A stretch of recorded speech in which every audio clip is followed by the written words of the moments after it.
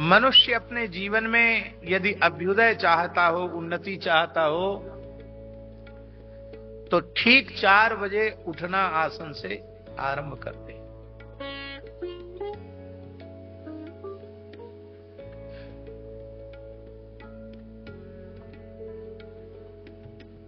प्रायः सोने वाले लोग रात्रि में 3-4 बजे के बीच एक बार उन्हें लघु शंका लगती है। प्रायः ऐसा होता है, शरीर की प्रक्रिया है। शरीर की अवस्था अधिक होने लग जाती है तो वेग रोकना कठिन होता है, तो लोग जाते लघु शंका, फिर आके लेट जाते। और अवस्था शरीर की अधिक नहीं होती है, कम होती है, वेग रोकने की क्षमता होती है, तो लघु शंका लगी रहती है, फिर भी पड़े रहते हैं, आलस के मारे लघु शंका करने नहीं जाते हैं। लेकिन हमारा ऐसा मानना है, वो लघु शंका का वेग नहीं है,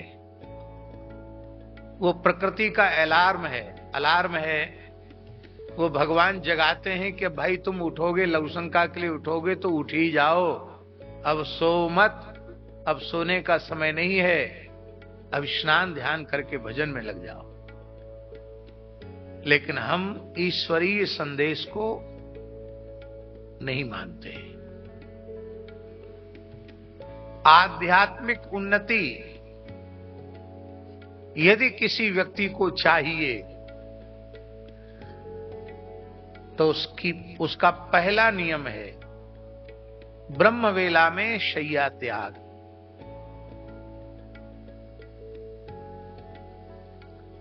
आध्यात्मिक उन्नति चाहिए तो कम से कम 4 बजे तो हर हालत में बिस्तर छोड़ दो, आसन छोड़ दो, स्नान आदि में चले।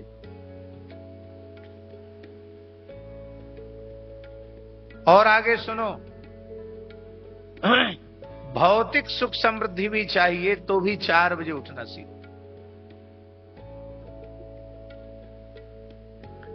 दैवी संपद विमोक्षाय निबंधाया सुरीमता।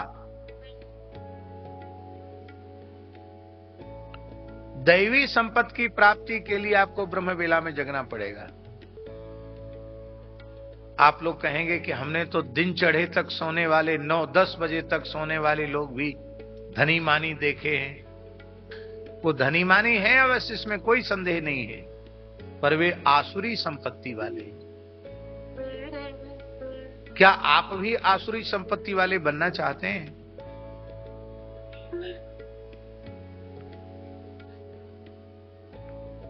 सूर्योदय तक सोने की बात बहुत ही खराब है। साधक कथनचित सूर्योदय तक सो जाए तो उसे पश्चाताप करना चाहिए, इसका प्रायश्चित करना चाहिए। पूरे दिन केवल जल पी करके रहे और भगवान से प्रार्थना करे कि ऐसा दूसरा दिन हमारे जीवन में फिर ना आवे।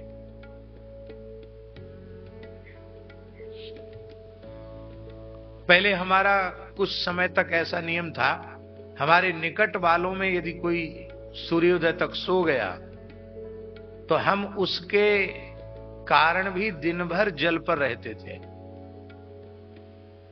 ऐसा नियम था हमारा, काफी समय तक नियम चला। त्यागी जी को पता है, हमारे पास 5-7 जो लोग रहते हैं उनमें कोई एक व्यक्ति सूर्योदय तक सो गया तो उसके प्रति तो हम कठोरता नहीं करते थे, अपने प्रति कठोरता करते थे। पूरे दिन केवल जल पर रहते थे। इस नियम को पूज्य पथमेड़ा महाराज जी ने हठ पूर्वक छुड़वाया। बोले आप अपने प्रवचन मंच से सिद्धांत की, कल्याण की जो बात कहनी चाहिए वो सब कुछ कह देते हैं। अब कोई माने तो न माने तो उसका प्रभाव आपके चित्त पर नहीं पड़ना चाहिए। आप अपने ऊपर इतना कठोरता करेंगे और फिर कथा भी कहनी है, यात्रा भी करनी है, तो इसका प्रभाव शरीर पर पड़ेगा। इसलिए मेरी आज्ञा है कि इसको छोड़ दो। और जबरदस्ती उन्होंने कुछ पवा दिया तो वो नियम टूट गया।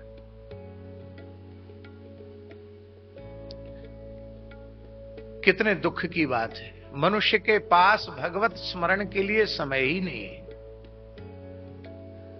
बातें लंबी चौड़ी करना है कल्याण की, कहां से कल्याण होगा? पहली बात, सुबह उठना सीख लो। और लोग क्या कहते हैं, रात्रि को 9-10 बजे सो गए और सवेरे 6-7 बजे उठे और फिर कहते अरे आज तो बहुत जल्दी सवेरा हो गया। अरे भले आदमी, सवेरा जल्दी हो गया? रात के समय पर रात हुई, सवेरे के समय पर सवेरा हुआ। 1 मिनट घटती बढ़ती नहीं है काल की सीमा।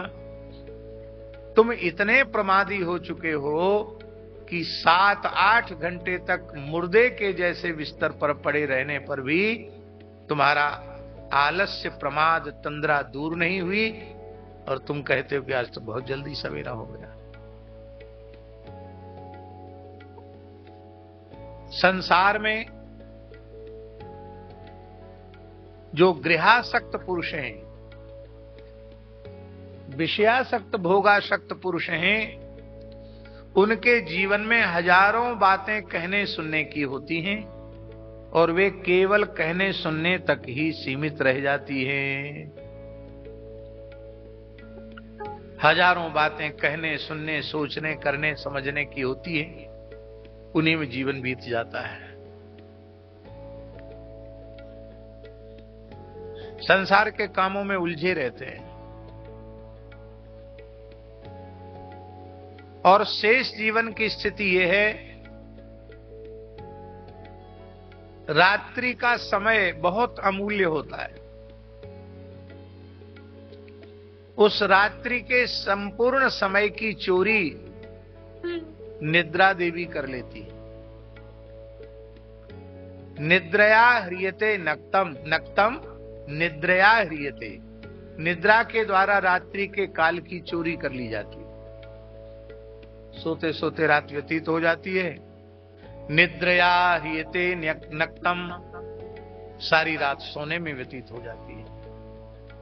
व्यवायेन च वावयः, अथवा व्यवाय में, या तो भोग में रात्रि व्यतीत होती है या निद्रा में रात्रि व्यतीत होती है। और दिन दिवाचार्थे हया, धन कमाने की इच्छा में दिन व्यतीत हो जाता है। धन कमाने में नहीं, धन कमाने में नहीं, धन कमाने की इच्छा में। आप लोग कहेंगे धन कमाना और धन कमाने की इच्छा, समझ में नहीं आई बात।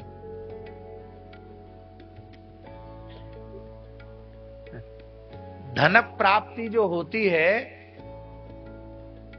वह तो प्रारब्ध के अनुसार होती है। धन की प्राप्ति प्रारब्ध के अनुसार होती है।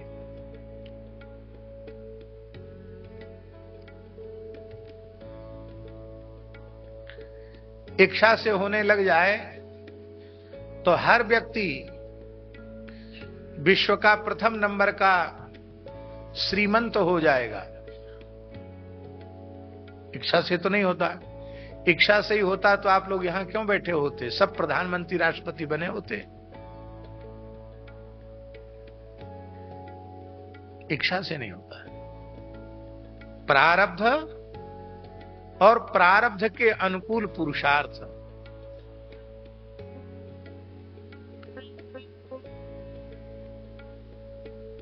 धन कमाने की इच्छा, इसलिए यहां सुखदेव जी ने कहा है कि धन प्राप्ति तो प्रारब्ध के अनुसार होती, पर धन प्राप्ति की इच्छा सबकी रहती है।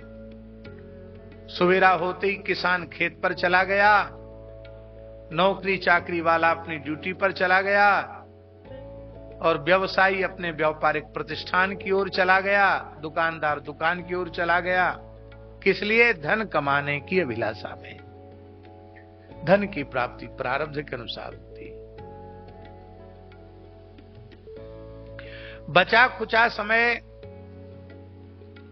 कुटुंब भरणेन वा बचा खुचा समय कुटुंब के भरण पोषण में चला जाता है।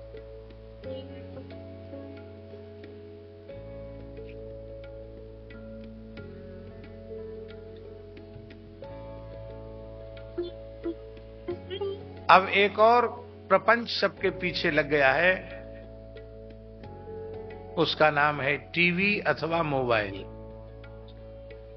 जब तक टीवी केवल आई थी तब तक कुछ कम प्रपंच था।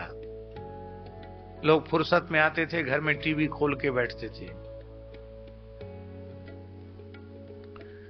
अब हर हाथ में टीवी आ गई मोबाइल के रूप में। जो चाहो सो मोबाइल में देख लो।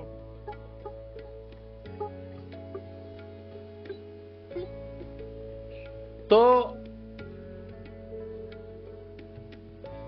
अब हम तो जानते नहीं, ये कह रहे हैं, विवेक जी कह रहे हैं एआई और आ गया। क्या चीज होती है एआई भगवान जाने, जो भी हो।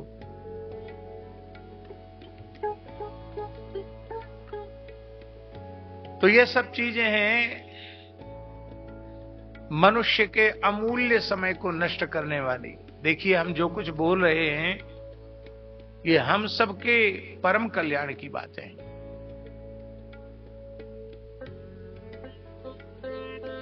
आपने प्रचंड पुरुषार्थ करके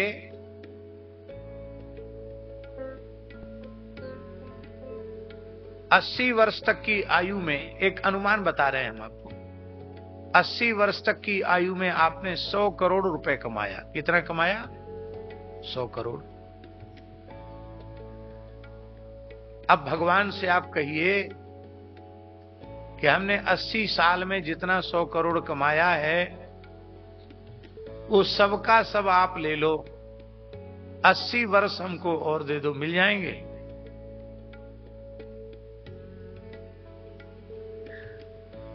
पूरे 80 साल तक की कमाई, 100 करोड़ पूरी कमाई दांव पर लगा दो और कहो कि हमको 80 वर्ष की आयु और दे दी जाए, मिलेगी? चलो चलो ठीक है, 80 वर्ष देने में भगवान कंजूसी करें, 80 महीने की मिलेगी, 80 सप्ताह की मिलेगी।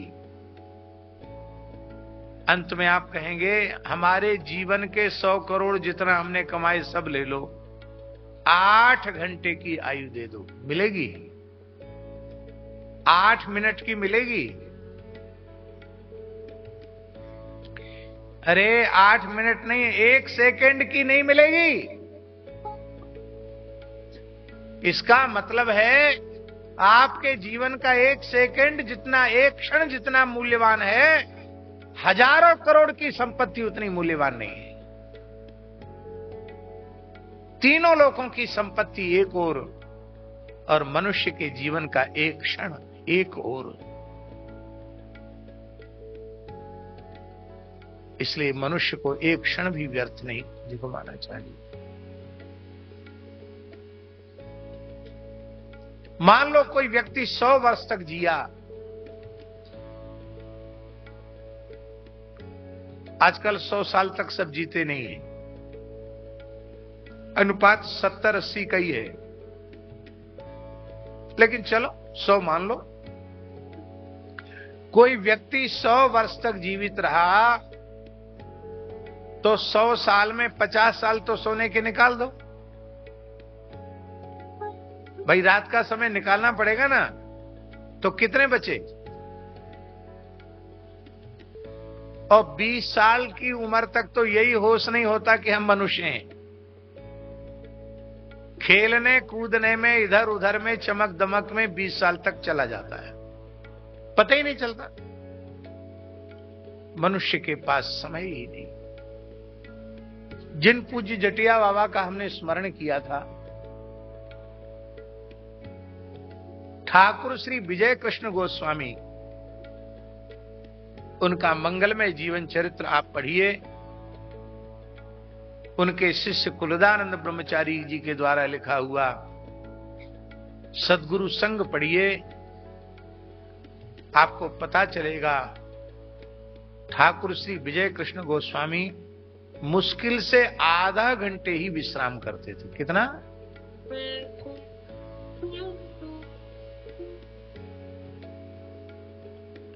23.5 घंटे उनका साधन में जाता था। हम रात में भी सोते हैं, दिन में भी सोते हैं, और वो कथा में आते तो ऐसे हो जाता। सामने वाला ठीक से सुन रहा, उसी के पीठ में अपनी मुंडी टिका देते हैं।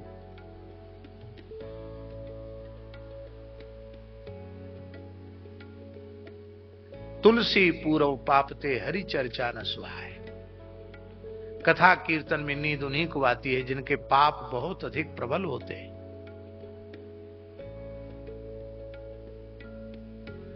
एक क्षण के लिए नींद आ गई, मान लो वही एक वाक्य हमारे जीवन की दिशा बदलने वाला होता, तो हम कितने बड़े घाटे में रहे। हम वंचित रह गए, अपने परिवर्तन से, अपने कल्याण से वंचित रह गए। व्यवहार से पलायन नहीं किया जा सकता है। खेती, नौकरी, चाकरी, व्यवसाय, परिवार के नाते, रिश्तेदारों के प्रति कर्तव्य, व्यवहार, वो सब करना पड़ेगा। उसको छोड़कर कहीं भाग नहीं सकते। किंतु यह सब करते हुए भी इस बात पर पक्का ध्यान बनाकर रखना पड़ेगा कि मनुष्य जन्म केवल भगवत प्राप्ति के लिए मिला है, और भगवत प्राप्ति का सबसे श्रेष्ठ, सबसे सहज, सबसे सरल साधन है निरंतर नाम का अभ्यास। निरंतर नाम का अभ्यास, हर समय नाम, हर समय नाम, हर समय नाम। किसी का मार्ग आज तक खुला है, भगवान नाम से ही खुला है, और किसी का खुलेगा तो भगवान नाम से ही खुलेगा, और कोई उपाय नहीं है। नित्य सत्संग, सदग्रंथों का स्वाध्याय, नाम का आश्रय, आहार की शुद्धि, ये सब निष्ठापूर्वक यदि आप करेंगे तो ये बात बिल्कुल पक्की है, आपका मानव जन्म सफल हो जाएगा।